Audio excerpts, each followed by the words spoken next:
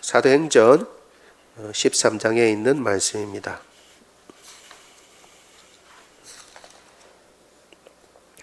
사도행전 13장 4절로 12절까지의 말씀입니다. 제가 가진 성경으로 신약 208쪽에 있습니다. 신약 성경 208쪽 사도행전 13장 4절로 12절까지의 말씀을 교독합니다. 번갈아가며 읽습니다. 제가 먼저 13장 4절 읽습니다.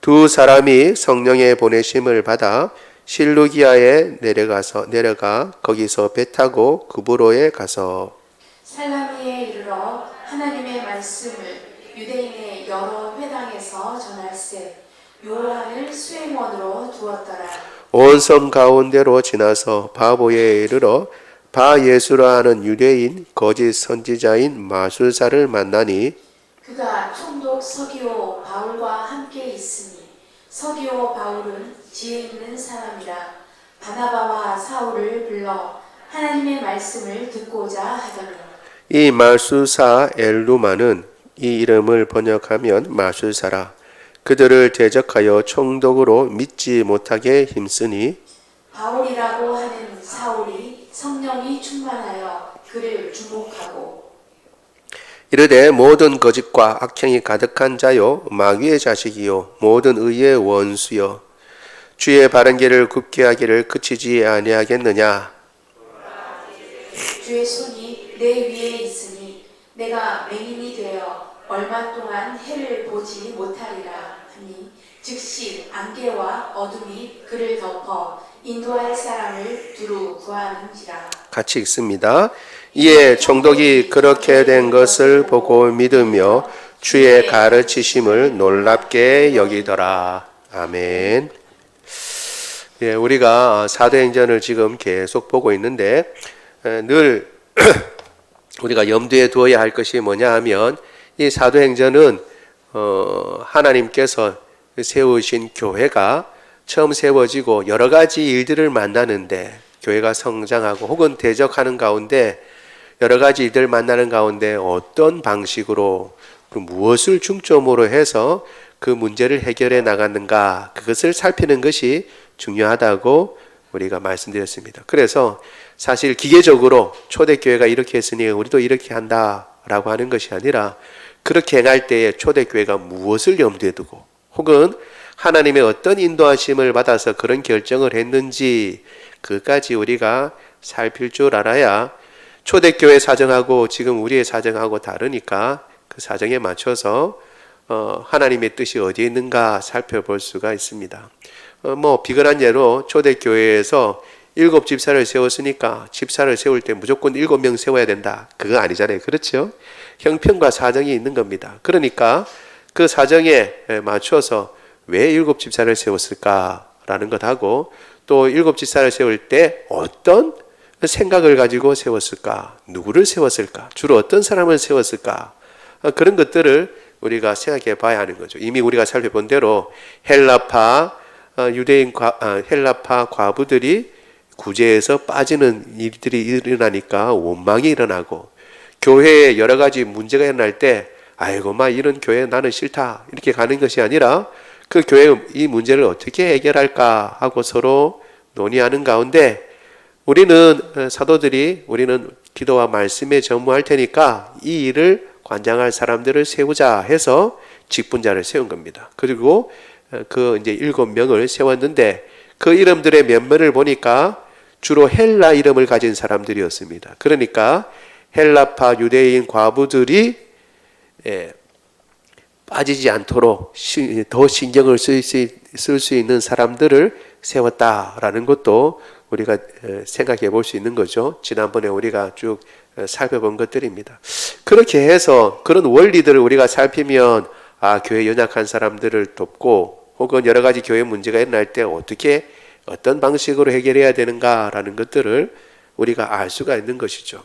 그런 가운데 이제 쭉 지나오는 가운데 우리가 살펴본 것은 이방인에게도 복음이 전해지고 그리고 그 가운데 안디옥에 이방인들이 주축이 된 헬라 사람들이 주축이 된 교회가 세워지고 그래서 그 교회가 하나님의 은혜 가운데 부흥하고 발전하다가 성령께서 그 지도자들 중에 제일 중요한 사람 두 사람을 내가 불러서 따로 세울 테니까 그 사람을 보내라 그랬는데 그 사람이 정말 바나바와 사울이라고 하는 가장 핵심적인 지도자들을 따로 세워서 보냈습니다. 그리고 오늘 본문이 우리가 읽은 내용은 그 사람들이 성령의 인도함을 받아서 구브로라고 하는 섬에 이르렀습니다. 이 구브로는 키프로스라고 하는 섬입니다. 지금 키프로스라고 하는 나라의 이름으로 있죠. 그러니까 그 섬이 굉장히 큽니다. 큰 섬인데 그 섬에 도착해서 전도를 하는 가운데 유대인인데 거짓 선지자요 마술사가 있어서 복음의 방해를 받았지만 그러나 거기에 있는 총독에게 주의 복음을 힘있게 전했다라는 내용이 오늘 본문의 내용입니다. 이 내용과 그리고 또 우리가 지난주에 살펴본 것도 다시 한번 되새기면서 오늘 말씀을 같이 살펴보려고 합니다. 먼저 우리가 보려고 하는 것은요. 첫째, 우리 같이 읽어보겠습니다. 시작. 전도하기를 멈추지 않으시는 하나님. 사도행전을 우리가 볼 때에 지금 처음에 말씀드린 대로 처음 교회가 세워졌을 때 어떤 어려움이 있었고 그 어려움을 어떤 방식으로 해결해 나갔는가라는 것을 우리가 잘 살펴보는 것은 중요합니다. 그런데 사실 우리 이 사도행전 전체가 뭘 얘기하느냐라는 것을 아는 것도 중요하죠. 사실은 주님께서 제자들에게 이미 말씀하셨습니다. 내가 지금 이제 올라가면 아버지께서 너희에게 선물을 주실 것인데 너희가 이를 위해서 기다리고 있어라 라고 얘기했습니다. 그래서 제자들이 사실은 기도하면서 기다렸죠. 예수님의 승천하고 난 뒤에 다락방에서 열심히 기도하는데 오순절날 성령이 임하셨습니다.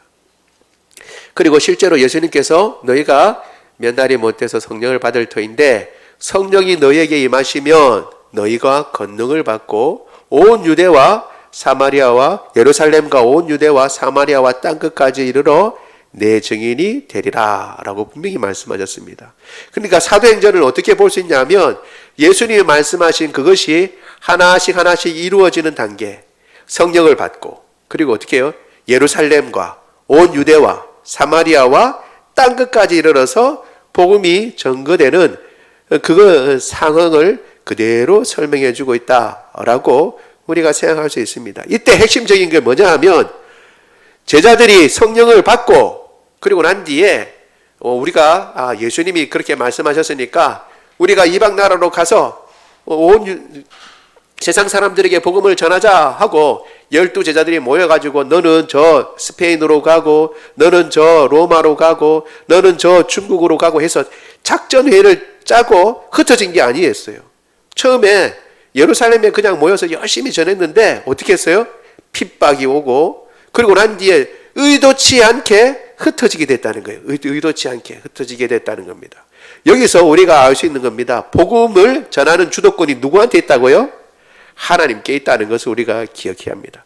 사도행전 전체에 걸쳐서 언제든지 제자들이 복음을 전하고자 했을 때 그 길을 인도하신 분은 하나님이시고 혹은 머물러 있고자 할 때 머무르면 안 된다, 나가야 된다 라고 해서 그 제자들을 흩어서 주변 여러 지역에 복음을 전하도록 하신 분이 하나님이십니다. 그러니까 이 사도행전 전체를 볼 때 우리가 놓치지 않아야 될 것 다시 기억하면서 넘어가야 되는데 뭐냐 하면 주님께서 전도하기를 기뻐하시고 복음을 전하시기를 기뻐하시고 그 일을 위해서 놀랍게 주의 교회를 세우셨다라는 것을 우리가 기억해야 한다는 것입니다. 이전 시간에 본 것 우리 같이 한번 읽어보겠습니다. 사도행전 13장 2절 같이 한번 읽어보겠습니다. 시작. 주를 섬겨 금식할 때에 성령이 이르되 내가 불러 시키는 일을 위하여 바나바와 사울을 따로 세우라 하시니 아멘. 내가 불러 세울 일이 있다. 그들에게 따로 맡길 일이 있다라고 해서 일꾼을 따로 뽑았습니다. 그런데 우리가 살펴본 대로 그 일꾼들은 안디옥 교회가 지금 한창 부흥하고 있는데 가장 중요한 일꾼이었어요. 가장 중요한 일꾼을 빼다가 주님의 일에 세우는데 그 일이 뭐냐 하면 우리가 알다시피 전도하는 일이었습니다. 전도하는 일. 그러니까 가장 중요한 것을 교회는 하나님 앞에 내놓고, 그리고 지난 시간에 살펴본 것처럼, 그리고 그것을 가지고 하나님은 주의 일을 위해서 사용하시는데, 그 일이 초대교회에서 가장 중요한 일이 뭐냐? 전도였다는 겁니다. 전도. 안디옥 교회는 가장 지금 부흥하고 발전하고 잘 하나님의 뜻을 쫓아서 잘 성장하는 교회였습니다. 지난 시간에 우리가 안디옥 교회 살펴볼 때 놓친 것 하나가 있는데 그걸 한번 보도록 하겠습니다. 뭐냐 하면 단순히 자기들만 잘하는 것이 아니라 이웃 교회에 어려움이 있다라는 이야기를 듣고 그 교회에 헌금을 모아가지고 돕기도 했던 교회입니다. 우리 11장 29절 지나갔지만 11장 29절 같이 한번 읽어보겠습니다. 시작. 제자들이 각각 그 힘대로 유대에 사는 형제들에게 부조를 보내기로 작정하고. 아멘. 이때에 하나님께서 선지자들도 세웠는데 어떤 이가 언제 어느 때에 큰 흉년이 들 거다라고 했는데 실제 그렇게 흉년이 들었습니다. 흉년이 들었을 때 흉년 들었구나 라고 그친 게 아니라 교회들이 어떻게 안디옥 교회가 헌금을 했어요. 그리고 그것을 가지고 저 예루살렘 교회가 지금 힘드니까, 흉년을 맞아 힘드니까 우리가 돈을 좀 모아서 그게 보내야겠다라고 해서 지금 모아가지고 바나바와 사울의 손을 통해서 장로들에게 보냈다라고 하는 구절도 이미 우리가 다루진 않았지만 읽었던 것을 우리는 알 수 있습니다. 그러니까 안디옥 교회가 여러 모양으로 힘있고 여러 가지 방면에서 능력 있게 행하던 교회였는데 그 일에 쓰임을 받는 게 누구였다고요? 바나바와 사울. 이와 같은 사람들을 어떻게 해요? 가장 중요한 사람을 떼서 하나님의 일을 맡겼다. 주님께서 맡겼다라고 하는 것입니다. 우리가 이것을 기억해야 합니다. 주님께서 관동 호산나 교회를 세우신 이유, 관동 호산나 교회뿐만 아니라 모든 곳에 교회를 세우신 이유는 주의 복음을 전하기 위한 것이라는 것을 기억해야 합니다. 관동 호산나 교회가 왜 여기 김해에 세워지고 장유에 세워졌냐라고 하면 그거야 목사님이 여기에다가 그냥 장소 임대해가지고 혹은 장소를 사서 했으니까 관동 호산나 교회가 여기 세워졌지라고 생각할 수 있습니다. 그러나 사람의 계획이 있다고 그 계획대로 하는 것이 아니라 걸음을 인도하시는 분은 하나님이신 줄 믿습니다. 그러니까 관동 호산나 교회가 이 장유 관동동에 세워진 것은 여기에 있는 사람들에게 복음을 전하고 그리고 1차적으로 이 사람들에게 하나님의 뜻을 보이라는 하나님의 뜻이 있다는 것을 우리가 기억해야 합니다. 그래서 이 장유와 김해와 그리고 이 경남 일대에 주님께서 먼저 우리가 복음을 전하고 또 주님께서 은혜를 주시는 대로 우리 가운데 혹 주님의 말씀을 받아서 혹은 그 마음에 뜨거운 열정을 가지고 왜 해외에 복음을 전해야겠다라고 생각하는 사람이 있으면 또 나가서 전하는 것입니다. 그렇게 주님의 뜻을 쫓아서 행하는데 그것은 주님께서 그것을 원하시고 그것을 복음 전하는 것을 원하시고 그것을 기뻐하기 때문에 그렇습니다. 이것은 우리가 한번 저도 이제 마음에 늘 두고 있는 말씀인데요. 나중에 우리가 또 같이 만나게 될 그런 말씀이기도 합니다. 우리 사도행전 18장 9절 10절 같이 한번 읽어보겠습니다. 시작. 밤에 주께서 환상 가운데 바울에게 말씀하시되 두려워하지 말며 침묵하지 말고 말하라. 내가 너와 함께 있음에 어떤 사람도 너를 대적하여 해롭게 할 자가 없으리니 이는 이 성중에 내 백성이 많음이라 하시더라. 아멘. 이 성중에 내 백성이 많다. 그러니까 힘써 복음을 전하라 라고 합니다. 우리가 복음을 전할 때에 복음을 전해서 하나님의 백성이 되는 것 같이 보이지만 하나님께서는 모든 것을 알고 계시죠. 그러니까 사실 우리가 복음을 전하면 하나님의 백성된 자들이 그 복음에 대해서 반응을 하는 겁니다. 바울도 지금 어려움 가운데 있지만 너 힘써 말씀을 전해라. 그리고 그 사람들 두려워하지 마라. 여기에 내 백성이 많으니까 네가 전하면 많은 사람들이 돌아온다는 거예요? 안 돌아온다는 거예요? 돌아온다. 그러니까 걱정하지 말고 말씀을 전해라 라고 바울을 그렇게 위로하시고 또한 힘주시는 구절입니다. 사실 바울이 전한 이 부분뿐만 아니라 이 장유에도 하나님의 백성이 많은 줄로 믿습니다. 교회가 세워진다는 것은 그 교회의 그곳에 하나님의 백성이 많이 있다는 것을 이야기하고 전할 사람이 많다는 것을 이야기하는 것입니다. 그러니까 우리가 비록 작은 교회이긴 하지만 우리가 기회에 있는 대로 힘써 주의 복음을 전하고 또 주님께서 기뻐하시는 이 일에 최선을 다하기를 원합니다. 우리는 교회가 하나님 앞에 하나님께서 교회를 세우신 가장 중요한 일, 그리고 이 사도행전이 쓰여지게 된 제일 중요한 일을 혹 놓치고 그 역사 가운데서 우리가 배울 점만 취하자라고 하면서 살펴보지만 가장 기본적인 것, 사도행전은 주님께서 그 제자들을 보내셔서 널리 복음을 전하도록 하신 그 내용을 쓰고 있다는 것을 우리가 기억해야 합니다. 전도라고 하면 누구나 다 부담스럽습니다. 여러분, 목사는 전도가 안 부담스러운 줄 아세요? 목사도 전도가 부담스러워요. 매주 우리가 토요일마다 나가잖아요. 나갈 때 야, 또 오늘 어떤 사람 만날까? 그리고 갑자기 어디 아픈 것 같기도 하고 갑자기 그런 생각이 들어요. 낯선 사람들 만나서 이야기하는 거 쉽지 않습니다. 그런데 그렇지만 마음을 딱 자로잡고 주님께서 하라고 하셨으니까 우리는 전한다 하고 가는 거예요. 그러면 어떻게 해요? 주님께서 만나게 하시는 사람이 있습니다. 주님께서 우리가 순종할 때에 주님께서 역사하시는 줄 믿습니다. 우리가 다 알고 순종하는 거 아니에요. 이 바나바와 사울도 가라 그래서 가지만 가면 누구를 만나고 너희가 몇 명이나 되는 사람들을 전하고 그 사람들이 어떻게 반응을 하고 다 주님께로 돌아올 것이다. 너희가 전할 때에 수백 명, 수천 명이 주님께로 돌아올 것이다 라는 것을 알고 가는 게 아니에요. 가라고 하니까 가고 전하라니까 전하니까 주님께서 역사하시는 것입니다. 순종을 통해서 주님께서 역사하시는 것입니다. 이건 전도뿐만 아니라 모든 믿음의 삶 가운데서도 마찬가지예요. 아이고 내가 이거는 잘 못하는데 라고 하는 것이 있을 수 있습니다. 교회 여러 가지 일들 가운데 하나님의 말씀 순종하려고 하다 보니까 이것은 내 적성에 안 맞는 일인데 라고 생각하는 경우도 있어요. 물론 있지만 그러나 그럼에도 불구하고 주님 앞에 순종하고 나갈 때에 주님께서는 그 순종을 통해서 주님께서 일하시는 줄 믿습니다. 지금 지금까지 본 사도행전의 모든 과정이 그래요. 제자들이 먼저 알고 순종해 나간 것이 의외로 하나도 없어요. 성령이 충만하고 하나님을 잘 섬겼지만 하나님께서 어디로 이끌 줄 몰랐어요. 하나님께서 이렇게 가시겠다 하고 먼저 행한 것 없어요. 그러나 단 한 가지 하나님께서 이게 맞다라고 알려주시는 순간에는 그것에 그대로 순종합니다.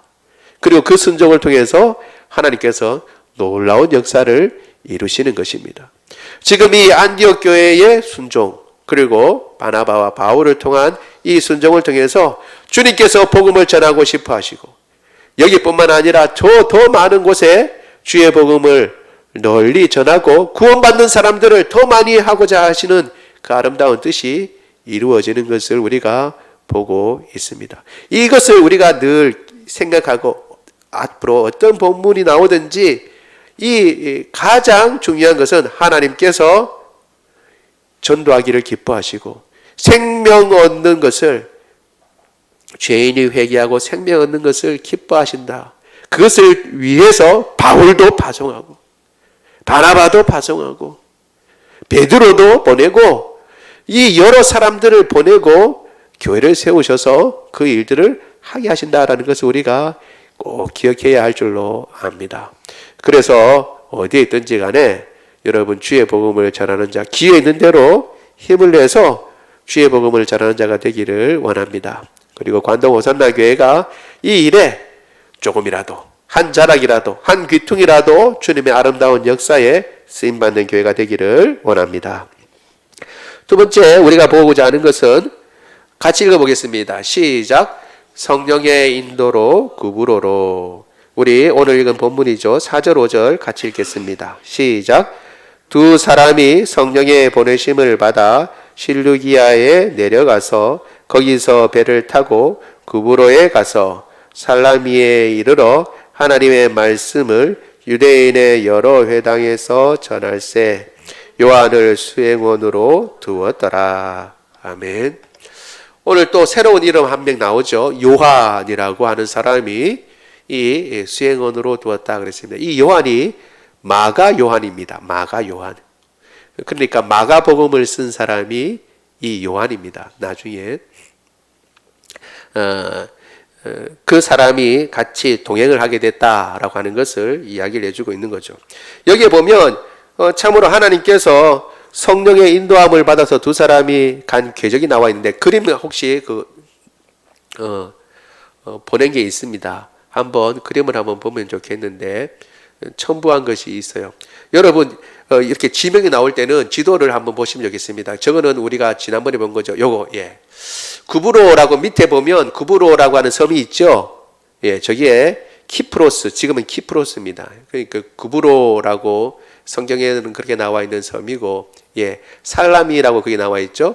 옆에 보면 여러분 보시기에 왼쪽에 이렇게 보시면 그 바다의 연에서 어디요? 안디옥이 보이죠? 맨 이쪽에 잘 안 보일지 모르지만 안디옥이라고 하는 섬, 거기 안디옥이라고 하는 거기가 안디옥 교회가 있는 곳입니다. 그 왼쪽으로 조금 더 가면 이제 다소가 아까 보이죠? 아까 그 크게 확대된 것에 다소라고 하는 거기가 바울이 있던 곳이고, 바울이 있던 곳에 가서 그때 이름은 사울이었죠.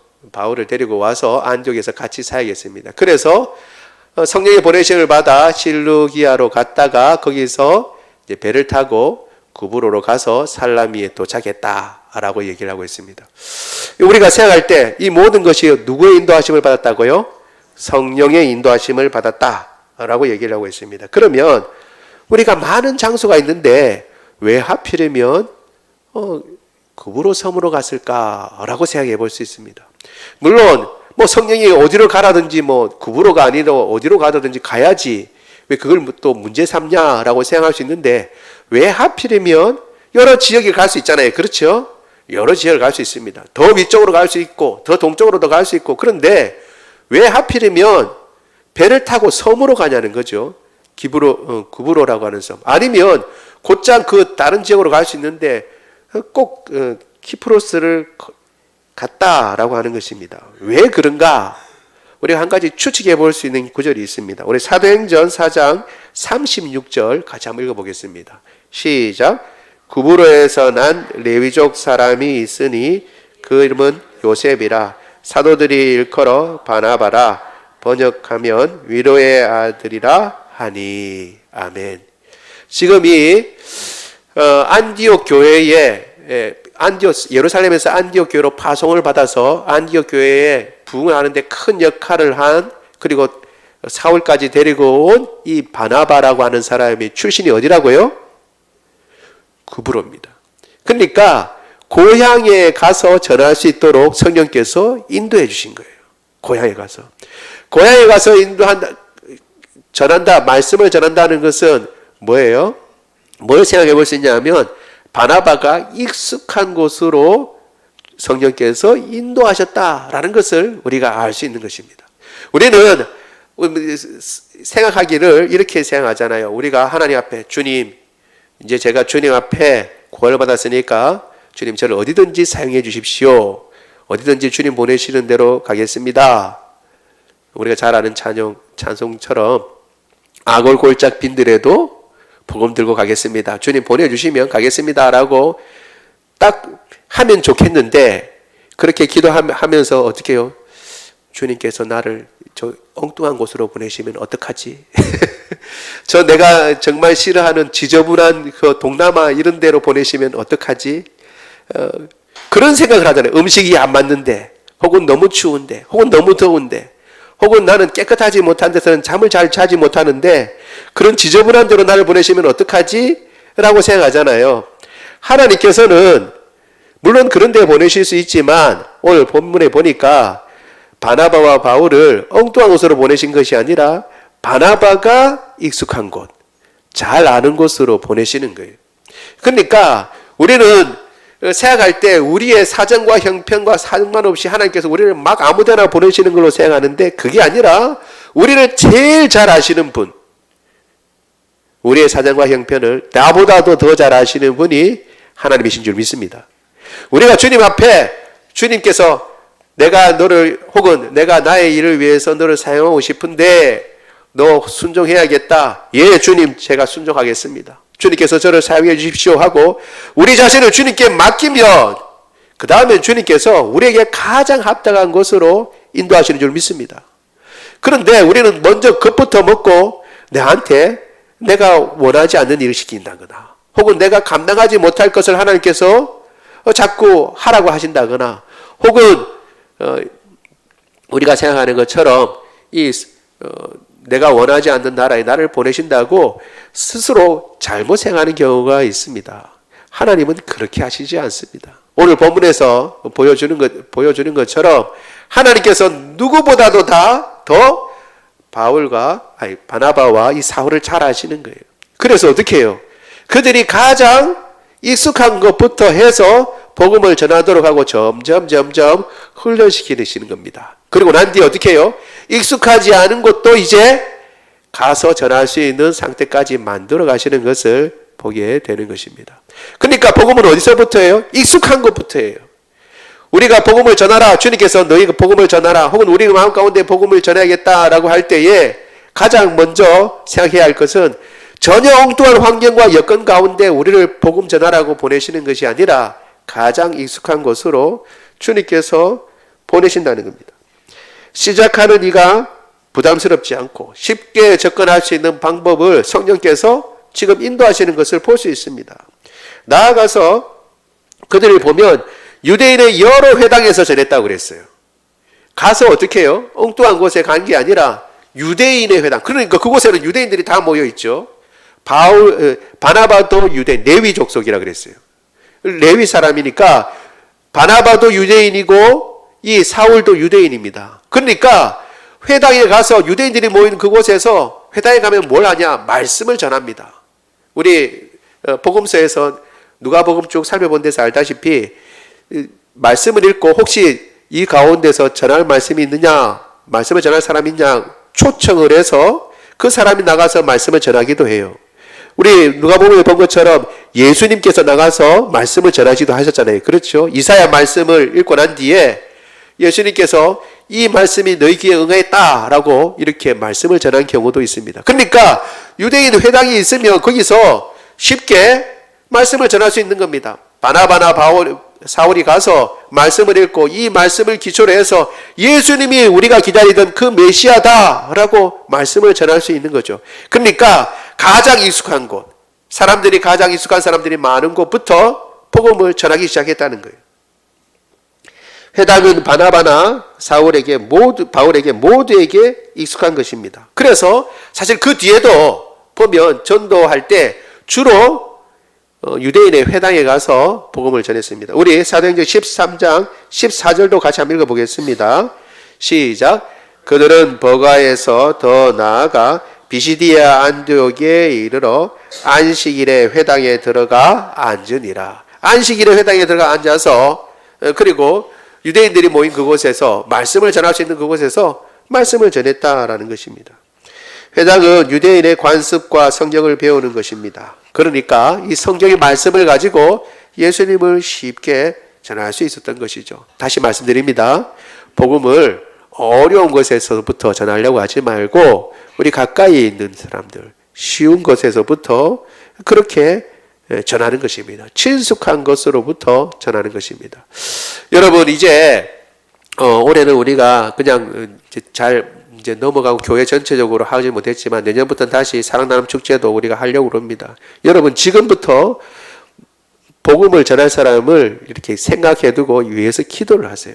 가장 가까이 있는 사람들부터 셈을 하고 누가 예수님 믿었으면 좋겠다. 내 가장 가까이 있는데 누가 믿지 않는다라고 생각하면 그 사람을 놓고 기도하고 계속 염두에 둬야 합니다. 하나님께서 언제 그 마음을 열어주실 줄 모르는 거예요. 사람의 마음을 여는 것은 하나님께서 하시는 것입니다. 그러니까 우리가 두 가지 반응을 볼 수 있겠죠. 하나님이 여시니까 내가 암만 해도 안 된다. 나 안 할란다. 포기할 수 있고 하나님이 하시는 거니까 지금 안 열려도 내일이라도 하나님이 여시면 열 수 있어요, 없어요? 열 수 있어요. 그러니까 언제인지 모르지만 주님의 때는 반드시 열린다 생각하고 계속 전할 수 있는 반면에 암만 해도 안 되더라, 하나님 아니고는 안 된다 하고 놓을 수 있는 두 가지 방법이 있어요. 하나님이 어느 걸 원하실까요? 계속 전하는 걸 원하시는 거죠. 계속. 하나님께서 언제 열어줄 줄 모르니까 우리는 할 수 있는 대로 말씀에 순종하는 것입니다. 그러니까 여러분, 주님께서 구부로로 그리고 회당에서 복음을 전할 수 있도록 쭉 인도하신다는 것을 기억하고, 우리도 우리 주변에 있는 사람들, 목사님 몰라서 그렇지 그 인간 안 됩니다. 제가 한두 번 복음 전한 게 아닙니다 라고 생각할 줄 모르지만, 예, 그래요. 우리는 안 되죠. 우리는 안 돼요. 그러나 하나님은 하실 수 있습니다. 하나님은 하실 수 있습니다.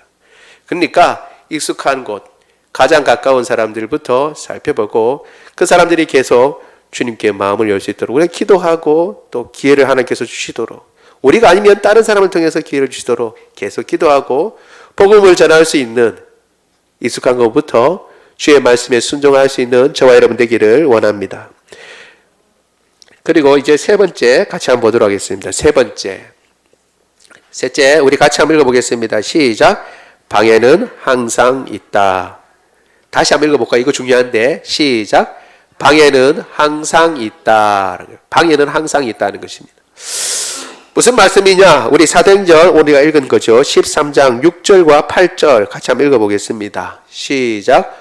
온 섬 가운데로 지나서 바보에 이르러 바 예수라 하는 유대인 거짓 선지자인 마술사를 만나니, 8절입니다. 시작. 이 마술사 엘루마는 그 이름을 번역하면 마술사라. 그들을 대적하여 총독으로 믿지 못하게 힘쓰니. 아멘. 거기에 섬을 가로질러서 바보라고 하는 곳에 갔습니다. 이제 키프로스 섬, 그러니까 그 섬에 있는 한 도시죠. 그런데 거기에는 총독이 살고 있었습니다. 총독의 이름이 바울이라고 이야기를 합니다. 그런데 여기에 서기오 바울이라고 하죠. 그런데 여기에 또 한 사람 있는데 바 예수라고 하는 사람이 있는데, 그 사람은 유대인인데 거짓 선지자고 마술사입니다. 그래서 마술사라는 이름을 가진 엘루마라고 하는 또 다른 별칭도 가지고 있는데, 이 사람은 서기오 바울이, 그러니까 총독이 복음에 대해서 관심을 가지지 못하도록 계속 방해합니다. 큰 유력자요, 총독에게 영향력을 끼치는 사람인데 복음에 대적한다는 것입니다. 여러분, 우리가 계속 보고 저도 계속 강조하지만 성령의 인도하심을 받아 간 길에 방해가 있다는 것을, 있을 수 있다는 것을 우리가 늘 염두에 둬야 합니다. 주님, 제가 주님 말씀 순종해서 더 험하고 어려운 길, 그 길을 선택해서 갔는데, 그러면 그 길이 어떻게 해요? 더 좋은 길이어야 되고, 힘들고 어려운 길이라도 그래도 마음이 편하고 뭔가 그래도 순탄한 길이어야 되는데, 왜 주님 말씀 순종해서 가는데 이런 어려움이 있습니까? 이렇게 생각할 수 있습니다. 여러분, 주님께서 인도하시는 길, 성령께서 인도하시는 길이 어떤 길이냐? 우리가 이걸 늘 염두에 둬야 됩니다. 성령께서 인도하시는 길은 주님께서 기뻐하시는 길이지, 그 길이 항상 평탄한 길이라는 보장은 없습니다.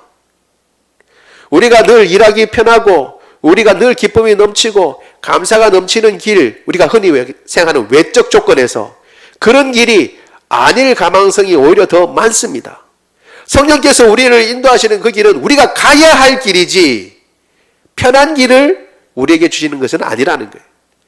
편하든 편하지 않든 우리가 가야 할 길, 주님께서 원하시는 길로 우리를 인도하시는 것이지, 그 길은 편할 수도 있고 험할 수도 있습니다. 그런데 주로 방해가 많습니다. 그러나 방해가 많다고 해서 성령께서 인도하지 않는 길은 아니라는 것입니다.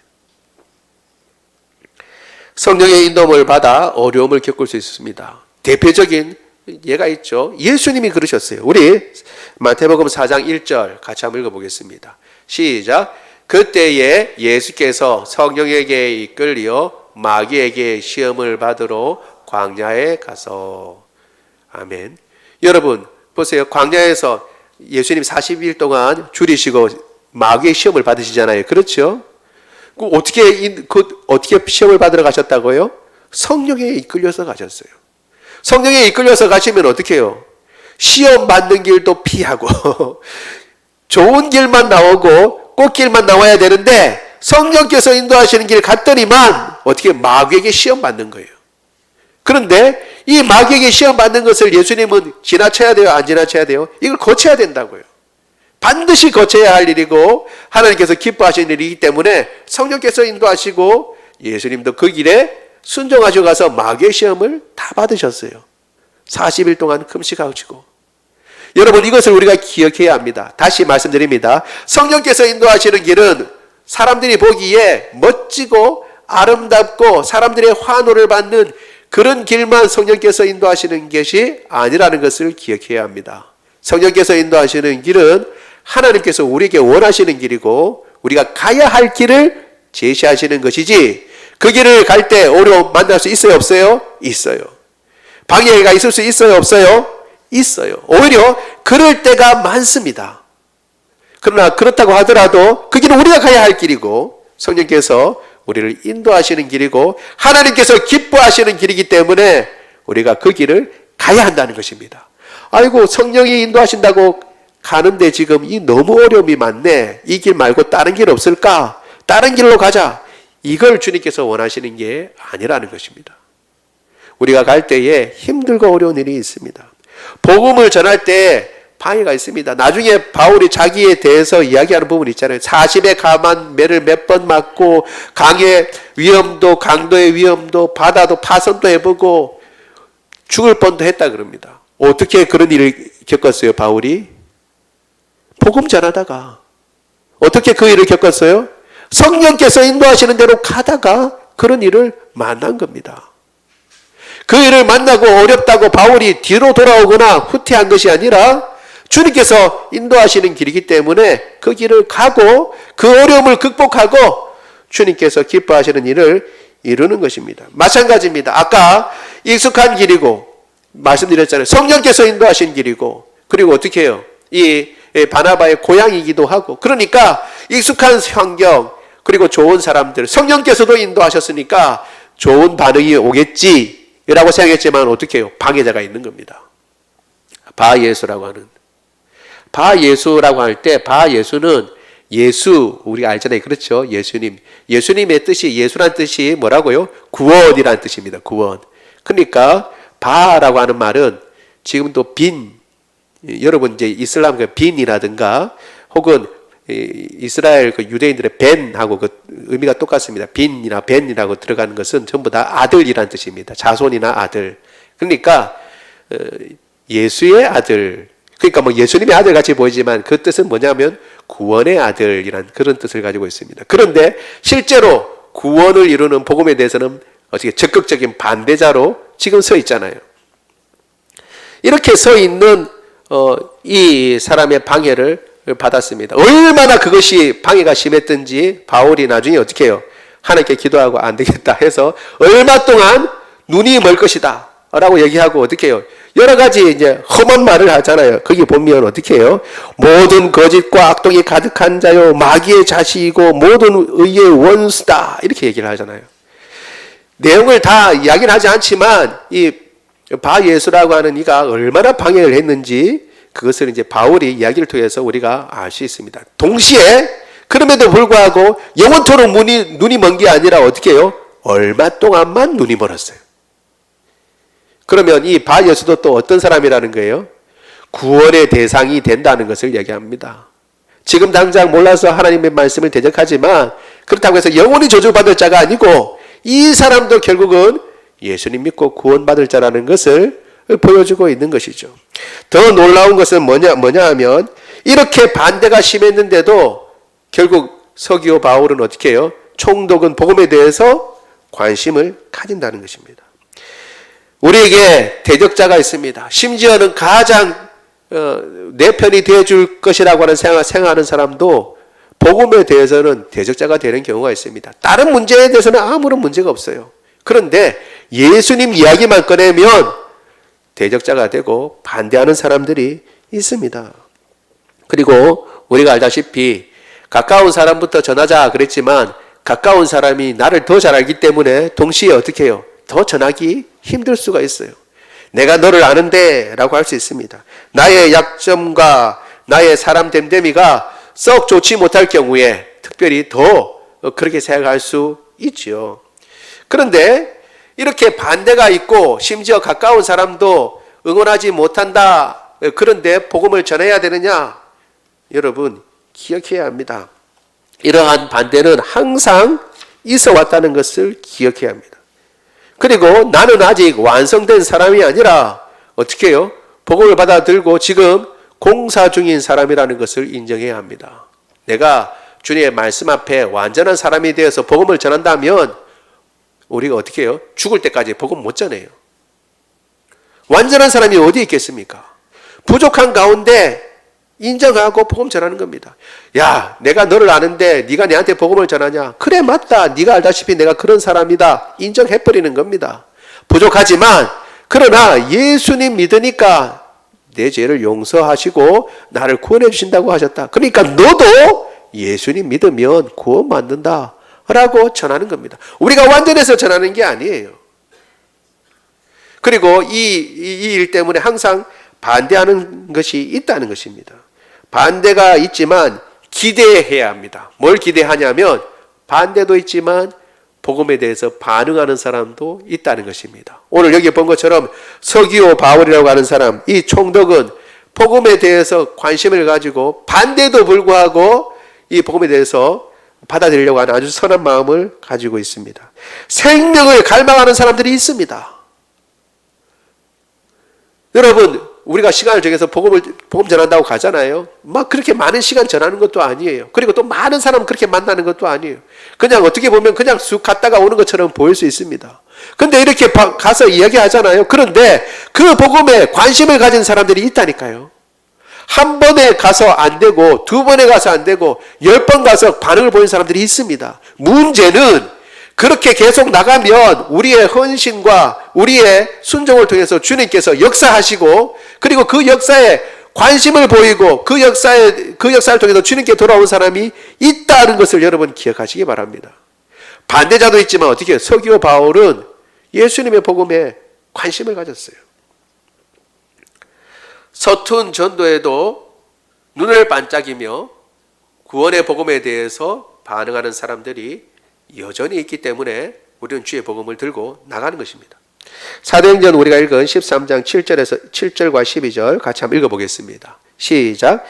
그가 총독 서기오 바울과 함께 있으니 서기오 바울은 지혜 있는 사람이라 바나바와 사울을 불러 하나님의 말씀을 듣고자 하더라. 이에 12절입니다. 시작. 이에 총독이 그렇게 된 것을 보고 믿으며 주의 가르치심을 놀랍게 여기니라. 아멘.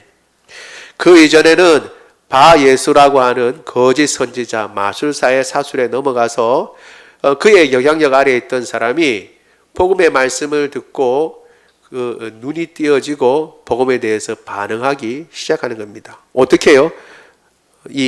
그 모든 어려움에도 불구하고 이 바나바와 사울이 주의 말씀을 전했기 때문에 그 말씀에 대해서 반응을 하는 것이죠. 대적자도 있지만, 그러니까 성령께서 인도하시면 대적자도 분명히 있지만 복음에 반응하는 사람도 있다는 것을 우리가 기억해야 합니다. 그것을 우리가 바라봐야 합니다. 우리가 어떤 것을 크게 여기냐에 따라서 우리의 행동이 달라지는 것이죠. 아까 우리가 광고할 때 우리가 이번 주에 새 생명을 우리가 기다리고 그걸 위해서 기도해 달라고 제가 말씀드렸는데, 여러분 생각해 보세요. 여인이 아이를 낳는 고통이 그렇게 크다고 합니다. 고통이 말할 수 없이 큰 고통인데 그 고통만 생각한다면 아이를 낳을 수 있어요? 없어요? 없어요. 근데 아이가 태어나고 그 아이 새 생명을 보는 기쁨이 그 고통보다도 어떻게 해요? 더 크니까 또 아이를 낳는 것이죠.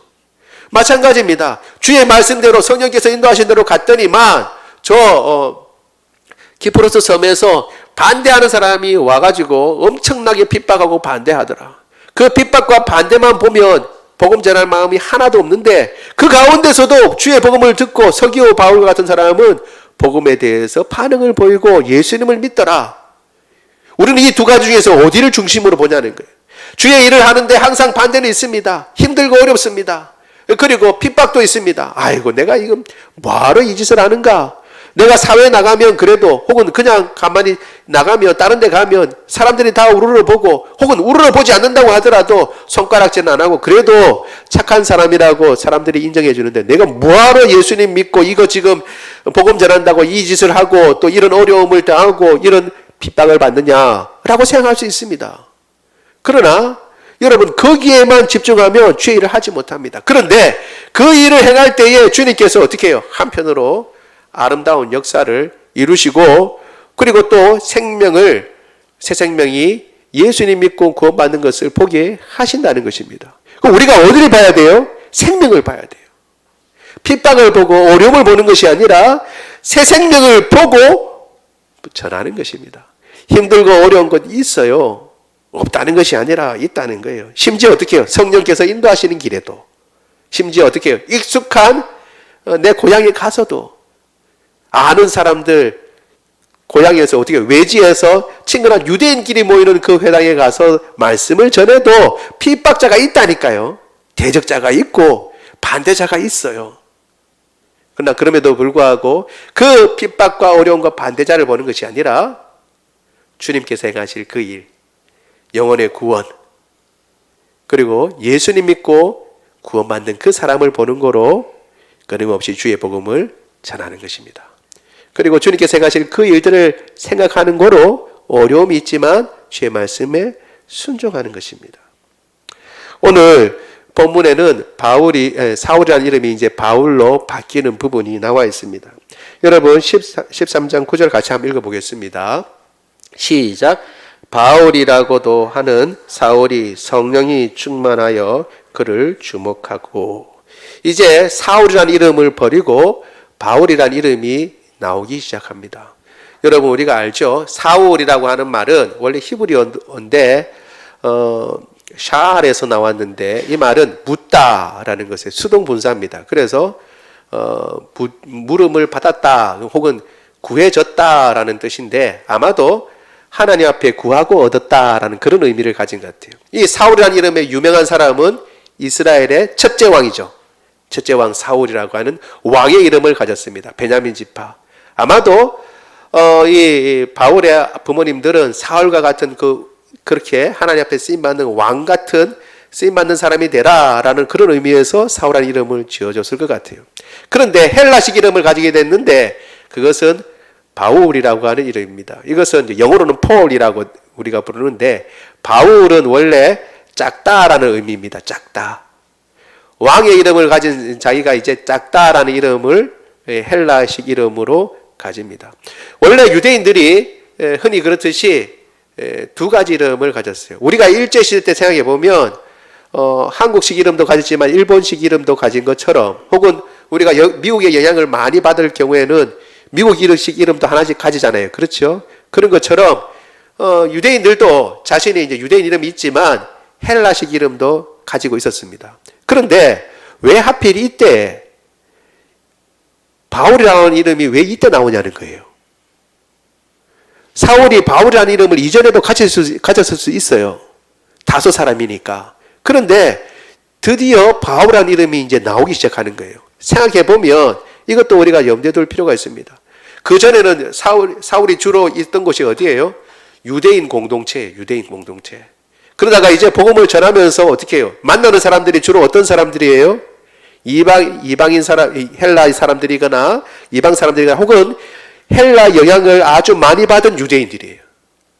헬라 영향을 많이 받은 유대인들. 그러니까 어떻게 해요?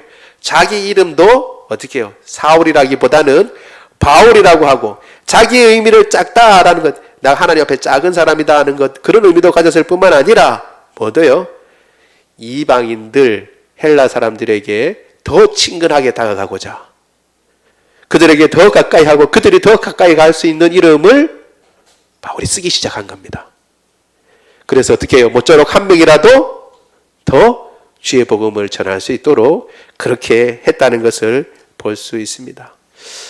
주님께서 우리에게 가라고 하시는 길이 쉬운 길은 아닙니다. 성령께서 보내신 길, 우리 다 하나님의 이 말씀을 쫓아가지만 반드시 쉬운 길을 간다고 하는 보장은 없습니다. 그러나 그 길은 주님께서 기뻐하시는 길인 줄 믿습니다.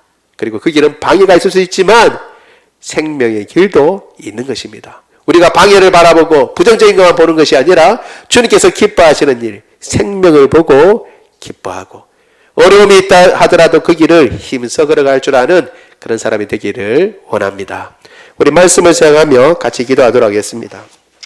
기도할 때요, 주님께서 복음 전하는 것을 기뻐하십니다. 우리 관동 오산나 교회를 이곳 장유 관동동에 세워주신 것 감사합니다. 주님 주신 사명을 잘 감당하게 하여 주옵소서. 우리가 복음을 전할 때 익숙한 곳, 우리의 가까운 곳, 그것부터 주님께서 보내시는 것을 깨닫고 두려워하거나 염려하지 말고 익숙한 것부터 주의 말씀에 순종하고 복음을 전하게 하여 주옵소서. 또한 하나님 아버지, 반대자도 있습니다.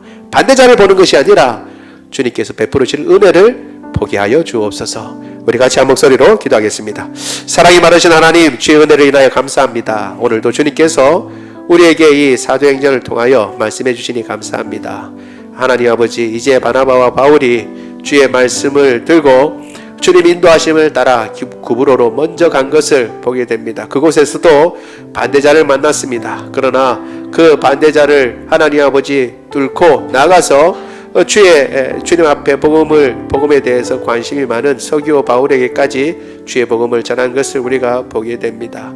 익숙한 것으로 주님께서 보내시고 또 하나님 아버지, 익숙한 사람들을 만나고 하나님 아버지 그런 가운데 일을 행하지만 그럼에도 불구하고 반대자는 있다는 사실을 우리가 기억하고 성령께서 인도하시는 길이 항상 하나님 아버지 기쁨의 길, 즐거운 길만은 아니고 우리가 보기에 외적으로 생각하기에 힘들고 어려운 길도 있다는 것을 우리가 기억하고 그 어려운 길을 하나님 아버지 묵묵히 보낼 뿐만 아니라 그 어려움 뒤에 있는 주님께서 기뻐하시는 아름다운 일들을 볼 줄 아는 눈도 허락하여 주옵소서. 여인이 하나님 아버지 해산의 고통만 생각한다면 어떻게 아이를 낳을 수 있겠습니까? 그러나 하나님 아버지 그 고통 너머에 하나님 아버지 만나게 될 새 생명, 보게 될 새 생명을 기대하기 때문에 그 고통도 감내하고 출산을 하는 것입니다. 하나님 아버지, 우리가 주의 아름다운 일을 감당할 때에도 전도를 하든 무엇을 하든 하나님 아버지 힘들고 어려운 일 만날 수 있습니다. 그것을 하나님 아버지 넘어서서 주님께서 원하시는 그 아름다운 결과, 새 생명의 탄생, 그리고 주의 아름다운 뜻을 이루는 것을 보고 끝까지 순종하고 굽히지 말고 주님 믿음의 길을 잘 걸어갈 수 있도록 우리 모두를 축복해 주옵소서. 사랑이 많으신 하나님 아버지, 우리 가운데 연약한 자들이 있습니까? 오늘도 주님께서 붙잡아 주옵소서. 암세포 도말하여 주시고 하나님 아버지 불면증 고쳐 주옵시고 그리고 또 하나 아버지 우리의 두통도 고쳐 주옵소서. 비염도 고쳐 주시고 하나님 아버지 우리의 모든 장기들 붙잡아 주셔서 모든 하나님 아버지 장기들의 염증도 다 고쳐 주옵소서. 뼈 마디마디마다 주님께서 함께 하시고 관절염과 하나님 아버지 디스크를 주님께서 고쳐 주옵소서. 하나님 아버지 역류성 식도염도 고쳐 주시고 모든 세포들마다 샘과 새 능력 주셔서 하나님 아버지 호르몬들마다 제 기능을 발휘하고 균형을 찾게 하시고 늘 하나님 아버지 맑은 정신을 주셔서 건강하고 강건하게 하사 주님께서 우리에게 맡기신 사명 잘 감당하게 하여 주옵소서. 우리 주 예수 그리스도의 이름으로 기도드리옵나이다. 아멘. 우리 다 같이 일어나셔서 찬양합니다. 다 같이 일어나겠습니다.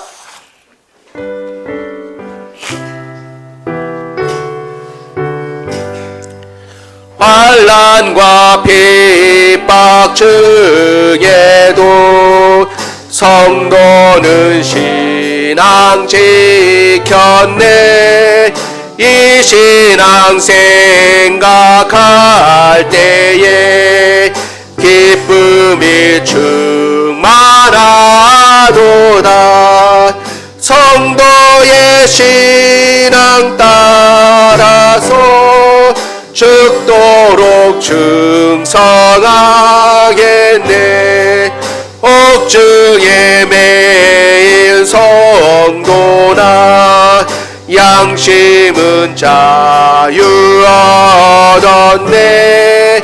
우리도 고난 받 받으면 죽어도 영광 되도다. 성도의 신앙 따라서 죽도록 충성하겠네. 성도의 신앙 본받아 원수도 살아가겠네. 인자한 언어의 행실로 이 신앙 전파하리라. 성도의 신앙 따라서 죽도록 충성하겠네. 아멘.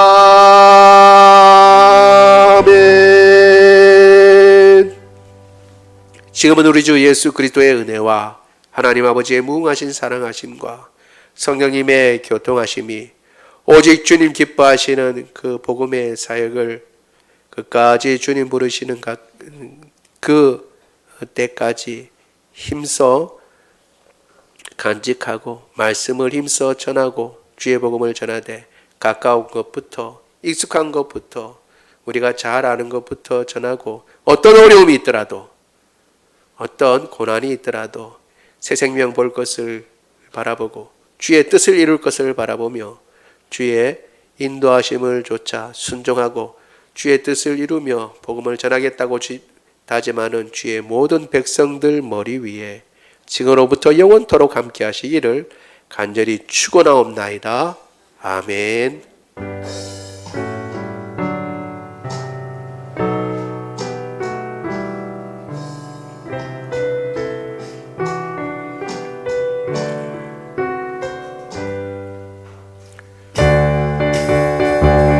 살아계신 주 나의 참된 소망 걱정 근심 전혀 없네. 사랑의 주내 갈 길 인도하리. 내 모든 삶의 기쁨 늘 충만하네. 살아계신 주 나의 참된 소망 걱정 근심 전혀 없네. 사랑의 주내 갈 길 인도하니. 내 모든 삶의 기쁨 늘 충만하네.